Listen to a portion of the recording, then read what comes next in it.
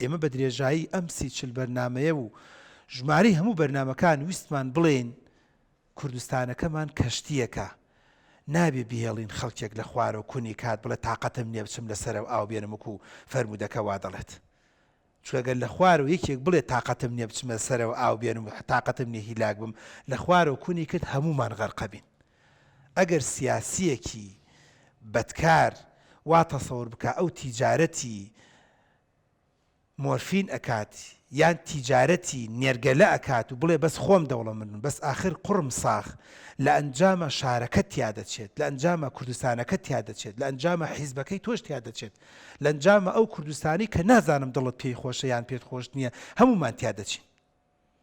بەڕێزێک و سیاسیەکە بۆ نمونە مەسەرن کە پێشتر وابیری نەدەکردەوە دەڵێن ئەزیزەکەم تۆ ڕێگە دەدەی بە فاحیشە، ڕێگە دەدەی بە ناشتی ناپەروەردەیی. بە درێژایان بەرنامەی باسی ئەوەمان کرد هەڵەیەک لە منی سیاسی دەکرێت، ئەم هەڵەیە 5 ملیۆن کەس باجەکەیداتەوە. هەڵەیەک لە تەلەڤیزۆن دەبێ بەرنمەیەک، ئەم بەرنمەیە نەفەرێک کردوێتی ئەڵلقەیەکی وەرگرتووە لە کۆریا، لە تورکیا، لە فلان باگراوندێکی بۆگەنی هەیە. بە درێژایی ئەڵقەکە بە زمانی حاڵ بە گەنجەڵێت هەر کاتێ بێتاقەت بووی بڕۆ مەشروب بخۆ، هەر کاتێ بێتاقەت بووی بڕۆ جگەرە بخۆ، هەر کاتێک کچێک وازی لێنای ڕەفزی کرد بڕۆ نێرگەلە بخۆ، هەر کاتێک بێزار و بێتاقەت بووی بڕۆ بۆ کافتریا و نێرگەلە. ئەمە 100,000 تەلەبە سەیرێکە. ڕاستە ناڕەسەنێک، نالەبارێک، دوور لە پەروەردەیەک، کەسێکی ناپەروەردە ئەمەی کردووە، بەڵام ئێمەی 100,000 کوردستان بۆچی باجی نەفرێک بدەینەوە؟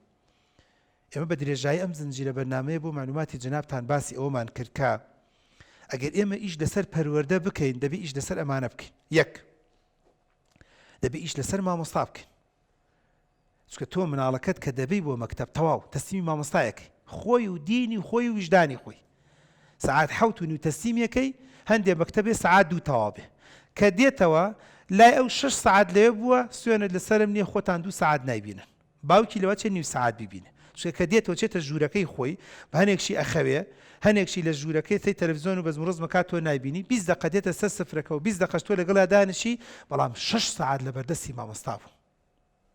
ئەو بێجگەلەوەی باوکی وایە خەریکی ڕاوەدینارە خۆر هەڵ نەهاتووە دەرچووە لە ماڵ خۆر ئاوا بوو شەوە هێشتا نهاتوێتەوە بۆ ماڵەوە لەوا چێ بە هەفتە جارێک کچەکەی نەبینێ کوڕەکەی نەبینێ بۆنێ کەواتە خاڵ یەکەم بە درێژایی ئەم وانانە لە دکتۆری براتان وەرگن هەمیشە وتمان مامۆستای باش ئەخلاق ڕەوشت ئەتەکێت بەهێز بە قووەت بەهێزکردنی حکوومەت. ئێوە قەت بیستوتانە دەڵێن هەندێک وڵات هەیە موچەی مامۆستا لە زۆربەی موچەخۆرەکانی تر باشترە. لە وڵاتی خۆمان خەڵکە ڕاکەڵە دکتۆر هەمووی چاوی لێمانە خوا بکە هەمومان گەڕوگوڵ نەبین لەبەر ئینەکانە. بۆ مەسەلەکە بەشێکی بریتێ لە موچە لە شوێنێکا من باسم کردومە معادلێ زۆر ئاسان ڕاستە بێتەوە. موچەی مامۆستا لە پزیشک با زیاتر بێ بزانم مامۆستایەتی بەرەکەوێ، بزانە کۆلێژی بەشی مامۆستایەتیەکان نافڕێ، بزانە دەرەجەی 90% وەرێگرێ. بۆ لە بەرەوەی کە مەسەلەکە بودجەکەی مەسەلەکە داراییە.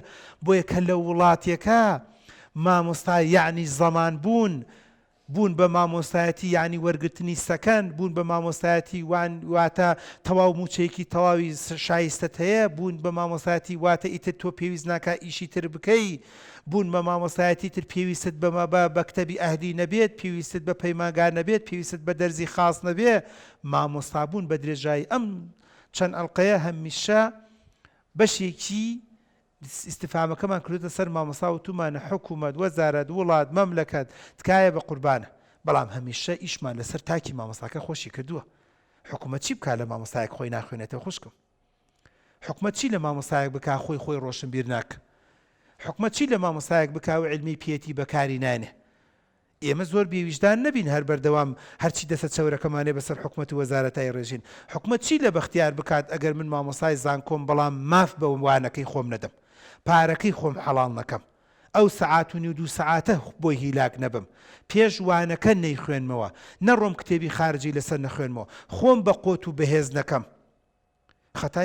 خەتای حکوومەت چییە؟ مامۆستایەک ئەچێ بۆ مەکتەب شەڕی ژنی بە مناڵە فرۆشێ، شەڕی خەسوو غەزووری بە مناڵە فرۆشێ شەڕی بۆ نمونە کار و کاسبەکەی بە مناڵە فرۆشێ شەڕی حیزبایەتیەکەی بە مناڵە فرۆشێ بۆ چەند جار بینوتانە مامۆستا لەبەر حیزبایەتێک لە تۆ تووڕە بووە لە فلان تووڕە بووە کەواتە ئێمە دەمانوێت لەم بەرنمەیە شکۆی مامۆستا لەسەر سەر و لەسەر چاومان پێڵامیان بۆ دادەنین خۆشم مامۆستان بۆی نەڵێن وڵایی زۆر دابەزیە سەرمان بەڵێ من خۆشم پیشەی مامۆستایەتیمە لە زانکۆ پیشەی مامۆستایەتی گەورە و عەزیمە بەڵام دەڵێن بە ئێمەش و بە چواردەورەکەمانەوە ئەو شکۆ و ئەو دەسەڵات و ئەو وەکوڵە بەقوەتی و بەهێزیە دانەبەزینەتە سەر ساحەکە وانەیە کە مەرزەمەیەکی 5-6 پەڕێ ئێڵێن و تەواو